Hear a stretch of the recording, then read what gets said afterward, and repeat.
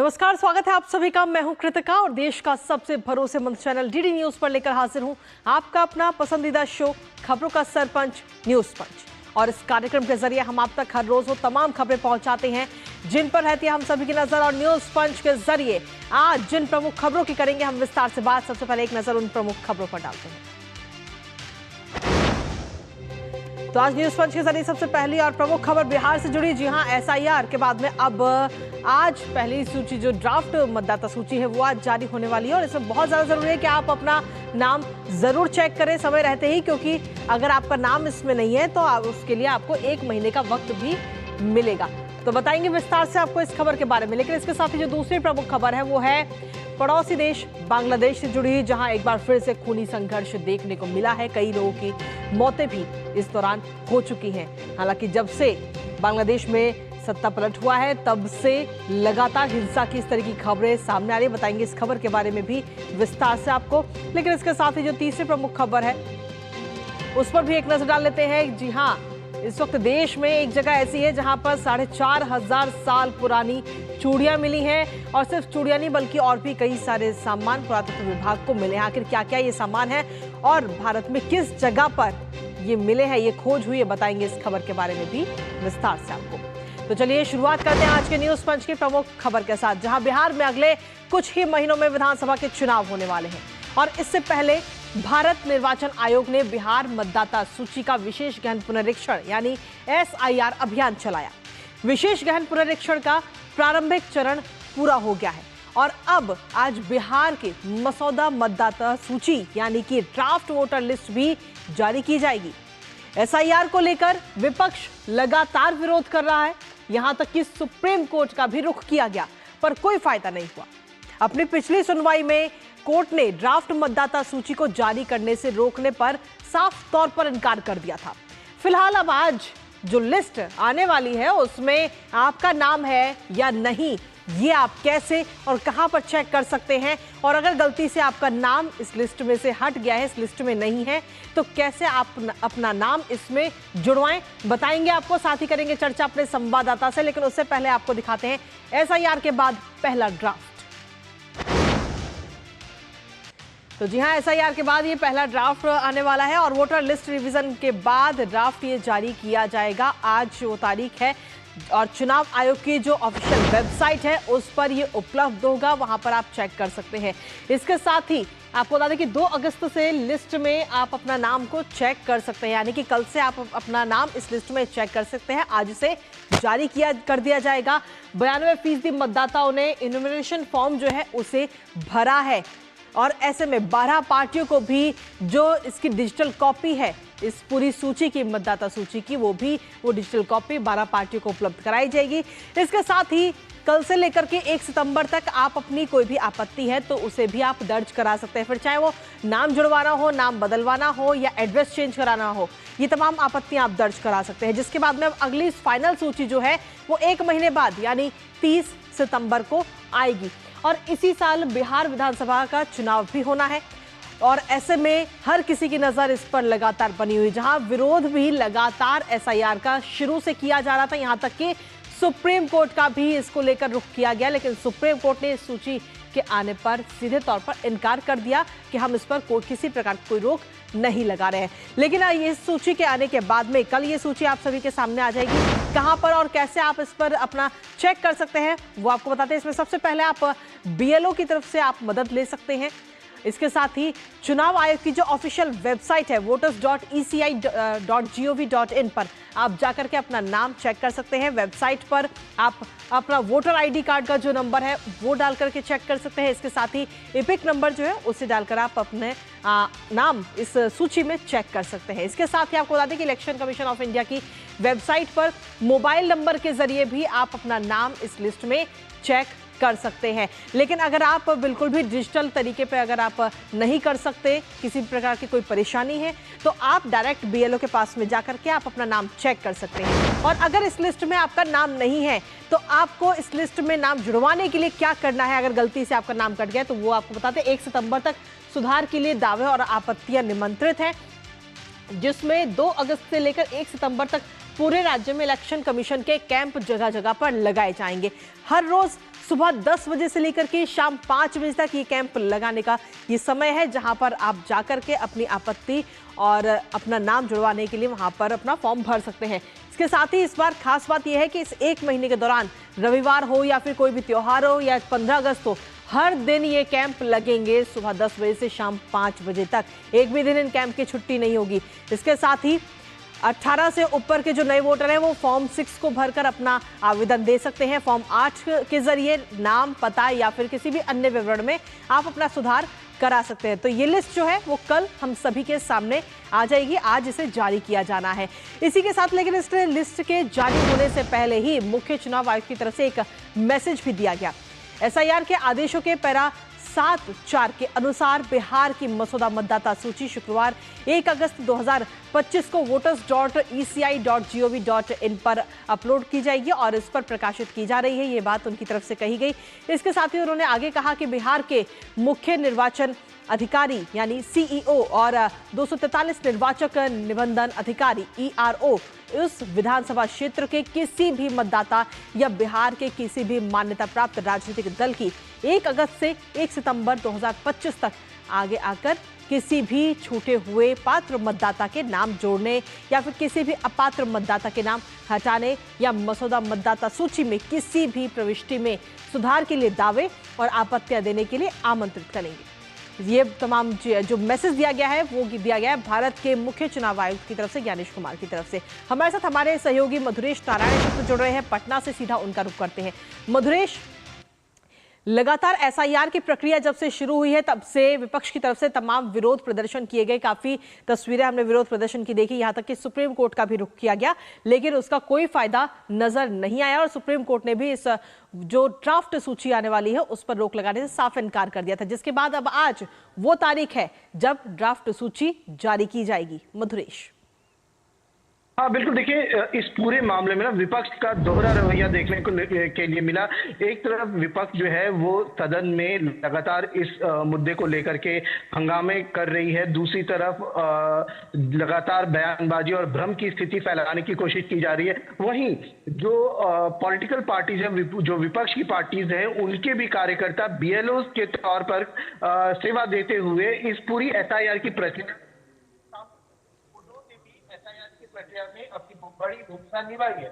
इसके बाद भी विपक्ष की तरफ से यह हंगामा किया जाना अपने आप ही उनके कार्यकर्ताओं और उनकी पार्टी पर भी सवाल उठा रहा है। दूसरी तरफ आज 7 करोड़ 24 लाख मतदाताओं के नाम इस ड्राफ्ट में जारी किए गए हैं। 22 लाख मतदाता ऐसे पाए गए हैं जो 2003 के बाद से अब तक मृत घोषित किए गए हैं और जिन लोगों के नाम भी इस लिस्ट में काटे गए हैं उनका लिस्ट भी 12 पॉलिटिकल पार्टी को 20 जुलाई को उपलब्ध करा दिया गया था ताकि वो भी इसको एक बार ओवरव्यू कर ले। अब इसके बाद भी जो विपक्ष है उसकी तरफ से कई तरह की भ्रामक जो बातें कही जा रही है उसको काउंटर करने के लिए भी पूरे राज्य में कैंप्स के आयोजन किए जा रहे हैं। चुनाव आयोग ने कैंप लगाया है, जैसा कि आपने बताया, वो कैंप लगातार 2 महीने तक काम करेगा। 60 दिन सुबह 10 से 5 कोई भी मतदाता जाकर के अपना दावा पेश कर सकता है। अगर उसके नाम में कोई गलती है अथवा उसका नाम मतदाता सूची में नहीं है तो वो जाकर के दावा पेश कर सकता है, अपने डॉक्यूमेंट देकर के नाम जुड़वा सकता है। जी है तो सबसे पहले ये आपसे जानना चाहेंगे कि आखिर वो अपना नाम कैसे चेक करे, अगर वो डिजिटल तौर पर अगर नहीं जानता कि किस तरीके से कंप्यूटर चलाया जाए, कैसे वेबसाइट पर जाए या उसके पास मोबाइल भी नहीं है, तो इन तमाम चीजों के बाद में वो अपना नाम वोटर लिस्ट में किस तरीके से चेक कर सकता है? देखिए, अगर किसी के पास में इंटरनेट की सुविधा नहीं है या वो नेट फ्रेंडली नहीं है तो उसके लिए BLOs को नियुक्त किया गया है। जो BLOs हैं वो इसमें आपकी मदद करेंगे, इसमें नाम ढूंढने में भी मदद करेंगे, नाम नहीं होने में भी मदद करेंगे। इसके साथ ही रहे हैं उसमें नए मतदाता को जोड़ने के लिए भी फॉर्म 6 भरवाया जा रहा है। तो जो नए मतदाता हैं वो चाहते हैं कि उनका नाम वोटर लिस्ट में जुड़े तो वो भी BLOs की मदद से ये फॉर्म 6 भर के अपना नाम जुड़वा सकते हैं और जो फाइनल ड्राफ्ट 1 अक्टूबर को पब्लिश होगा उसमें उनके नाम होंगे। चलिए, बहुत बहुत शुक्रिया मधुरेश, तमाम जानकारी और अपडेट्स हमारे साथ साझा करने के लिए, इस खबर से जुड़े हुए। और इसी के साथ न्यूज पंच में रुकते हैं एक छोटे से ब्रेक के लिए। कहीं मत जाइए क्योंकि ब्रेक के उस पर बताएंगे आपको खबर बांग्लादेश से जुड़ी हुई। मम्मी भूख लगी। ये 1 मिनट में नहीं 4 मिनट में आएगा। थोड़ा वक्त लगेगा पर सेहत को पाएगा। NDH सूजी वर्मिसेली सबका दिल आएगा। NDH सूजी वर्मिसेली सेहत भी स्वाद भी। सर पेरी पुलाव ट्राई करो, मस्त है। कैसा है? अरे उसको काहे को घूरता है? टिप्स इग्नोर करने का, अपना दिमाग लगाकर ऑर्डर देने का। मार्केट का स्टॉक टिप्स बहुत लोग देता है, डेंजरस हो सकता है। कंपनी और रिस्क पूरा समझने का, फिर इन्वेस्ट करने का। पता है I was a bright student. कुछ करना चाहती थी, कुछ बनना चाहती थी। आप अपना खुद का स्टार्ट कीजिए ना। खुद का बिजनेस और उसमें पैसे तो बहुत लगेंगे ना। Zero investment. Zero investment? हाँ, आई एम डूइंग इट। मैं एक principal madam, she is my client. मैं LIC एजेंट हूँ। LIC एजेंट बनो। अब बड़ा सोचो, हमारी वेबसाइट पर जाएं या अपनी नजदीकी LIC शाखा से संपर्क करें। जब धरती चीर कर निकलता है लोहे का पत्थर और मिलता है मोंगिया के जोश से, फिर तपता है, पिघलता है और बनता है फौलाद। अब होता है सरिया सारी खूबियों के साथ। मोंगिया स्टील, मजबूत देश का मजबूत सरिया। फिर ये डुगडुगी गई कहाँ? पापा के साथ साथ सारे सपने भी चले गए और अपने बच्चों के सपनों के साथ ऐसा कुछ नहीं होने देना। वो कैसे? पहले से लाइफ इंश्योरेंस का टर्म प्लान ले रखा है। बड़े भैया, सपनों को रखो सुरक्षित टर्म प्लान के साथ। सबसे पहले लाइफ इंश्योरेंस। और ब्रेक के बाद एक बार फिर से स्वागत है आप सभी का न्यूज पंच में। अब रुक करते हैं हमारी अगली महत्वपूर्ण खबर का, जो है बांग्लादेश से जुड़ी हुई, जहां अभी हाल ही में सोशल मीडिया पोस्ट को लेकर काफी बवाल मचा हुआ है। बांग्लादेश की पूर्व प्रधानमंत्री खालिदा जिया की बांग्लादेश नेशनलिस्ट पार्टी और छात्रों के नेतृत्व वाली नेशनल सिटीजन पार्टी के नेताओं और कार्यकर्ताओं के बीच एक विरोध रैली के दौरान झड़प हो गई थी और इसमें 5 पत्रकार समेत 35 लोग घायल हो गए थे। कुल मिलाकर जब से मोहम्मद यूनुस सत्ता में आए तब से बार बार हिंसा की खबरें वहां से सामने आ रही हैं। बांग्लादेश इस समय हिंसा की चपेट में नजर आ रहा है और जहां एक तरफ हिंसा हो रही है तो वहीं दूसरी तरफ बच्चे गरीबी में जी रहे हैं। यूनिसेफ की एक रिपोर्ट में इसका खुलासा हुआ है। करेंगे चर्चा अपने संवाददाता से, लेकिन उससे पहले आपको दिखाते हैं बांग्लादेश में हिंसा का नया दौर। तो हिंसा का ये नया दौर बांग्लादेश में नजर आ रहा है, जहां बांग्लादेश में BNP NCP कार्यकर्ताओं के बीच ये खूनी संघर्ष देखने को मिला है। दरअसल आपको बता दें कि NCP की रैली थी और इस रैली के दौरान दोनों ही पार्टियों के जो कार्यकर्ता थे उनके बीच में ये झड़प हुई है और इस झड़प में 5 पत्रकार समेत करीब 35 लोग इसमें घायल हुए इस झड़प में, और 5 पत्रकार समेत 35 लोग घायल हुए। इसके साथ ही यूनुस सरकार में स्थानीय सलाहकार आसिफ के विरोध में ये रैली वहां पर निकाली जा रही थी। इसके साथ ही अवामी लीग ने भी यूनुस सरकार की काफी आलोचना अवामी लीग की तरफ से भी की गई है। लेकिन इसके साथ ही कहीं ना कहीं ये जरूर नजर आता है कि यूनुस जब से सत्ता में आए हैं तब से बवाल ही बवाल देखने को मिल रहा है। किस तरीके से बताते हैं आपको। तो दरअसल शेख हसीना के बाद से बांग्लादेश में हिंसा का ये नया दौर शुरू हुआ है। जुलाई 2024 जहां छात्र आंदोलन में 1400 से ज्यादा लोगों की मौत हुई थी। सितंबर 2024 में BNP में गुटबाजी के चलते हिंसा हुई, 10 की मौत हुई और सैकड़ों लोग घायल इस दौरान हो गए थे। जिसके बाद में अगर बात जुलाई 2025 की करें, सितंबर 2025 के बाद में आपको बता दें कि जुलाई 2025 में भी NCP और अवामी लीग में झड़प हुई, 4 लोगों की मौतें हो गई, 50 से ज्यादा लोग इसमें घायल हुए हैं और इसके साथ ही हिंदुओं पर भी काफी अत्याचार बढ़ता हुआ नजर आया। अगस्त 2024 और मार्च 2025 के बीच हिंसा की 2400 से ज्यादा घटनाएं इस बीच सामने आई हैं। यानी कि जब से सत्ता परिवर्तन हुआ है बांग्लादेश में तब से काफी ज्यादा संख्या जो है इन घटनाओं की वो बढ़ती हुई नजर आई है। हिंसा की सबसे ज्यादा घटनाएं तब से लेकर अब तक नजर आ रही है और इन घटनाओं पर रोक लगाने में कहीं ना कहीं यूनुस सरकार जो है वो फेल इस वक्त नजर आ रही है। और इसके साथ ही यूनिसेफ की एक रिपोर्ट आई जिसमें ये नजर आता है कि बांग्लादेश में बचपन जो है वो करहा रहा है। यूनिसेफ की एक रिपोर्ट में ये बड़ा खुलासा किया गया कि बच्चों पर गरीबी की मार इस वक्त पड़ती हुई वहां पर नजर आ रही है और इस वक्त बच्चों की जो 1/3 आबादी है वो गरीबी में जीने को मजबूर है। खाने के लिए खाना तक उनके पास में उपलब्ध नहीं है और ऐसे में 28.9% बच्चे जो हैं वो बहुआयामी गरीबी में जीने को मजबूर हैं।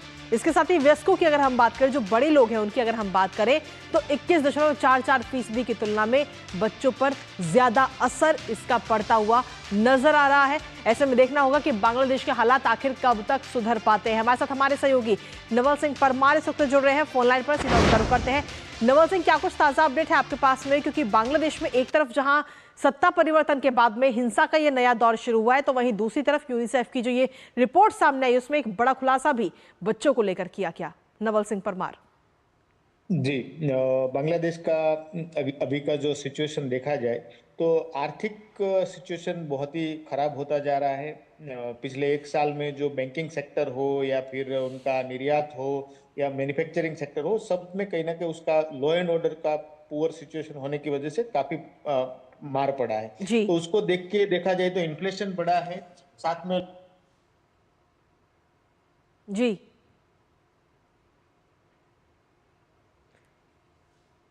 इसके साथ ही नवल सिंह परमार, क्या उम्मीद की जाए कि इन हालातों से आखिर बांग्लादेश कब तक उभर पाएगा?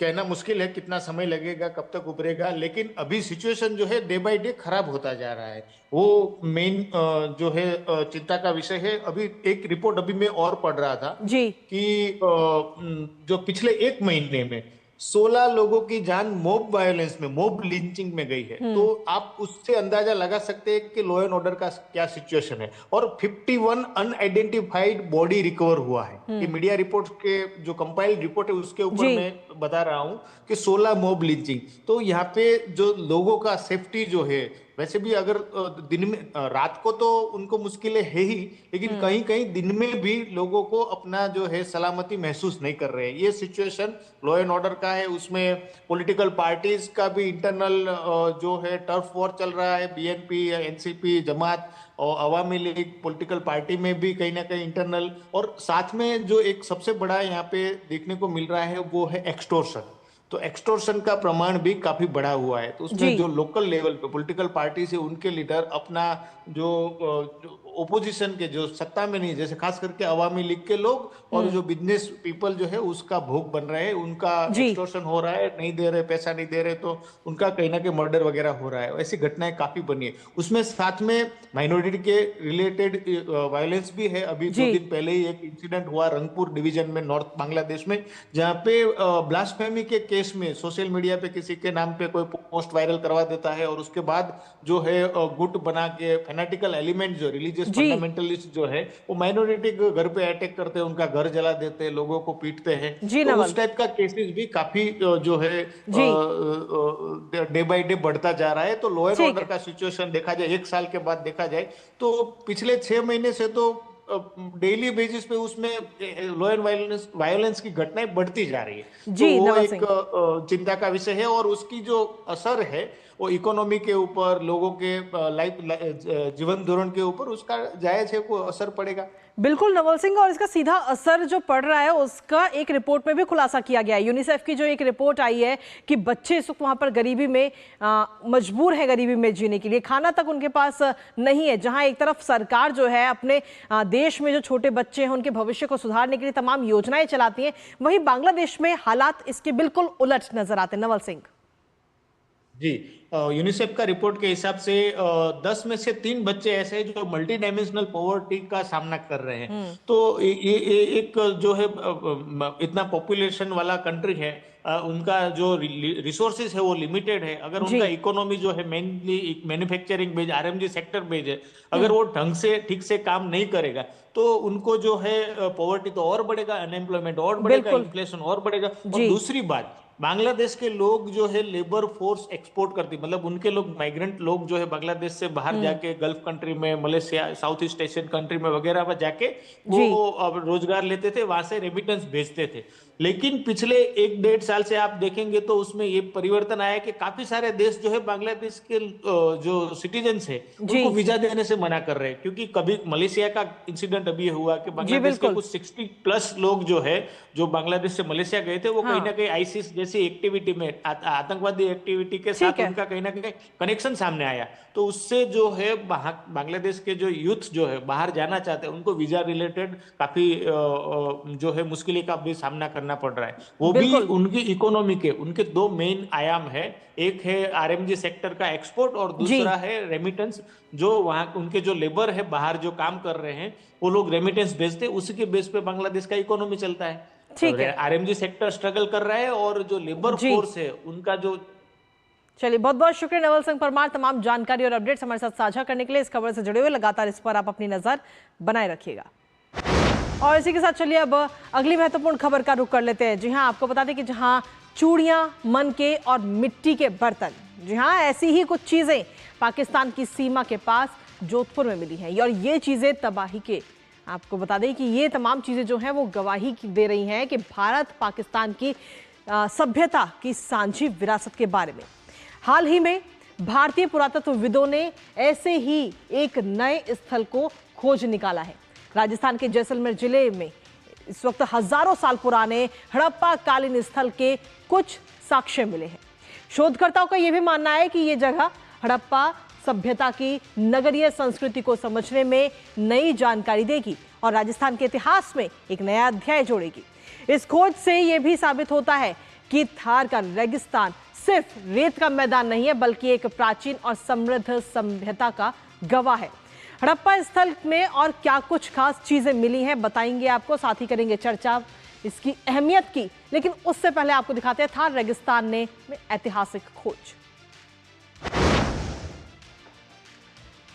थार रेगिस्तान में यह ऐतिहासिक खोज इस दौरान मिली है जहां जैसलमेर में महत्वपूर्ण पुरातत्व खोज हुई है और इस दौरान हड़प्पा सभ्यता के 4500 साल पुराने अवशेष मिलने का दावा यहां पर इस वक्त किया गया है पुरातत्वविदों की तरफ से। इसमें थार में सभ्यता के विस्तार की ओर साफ तौर पर इशारा इस दौरान किया जा रहा है। इसके साथ ही आपको बता दें कि रातड़िया रिडेरी नामक स्थान पर यह बड़ी खोज की गई है जहां पर ये अवशेष मिले हैं।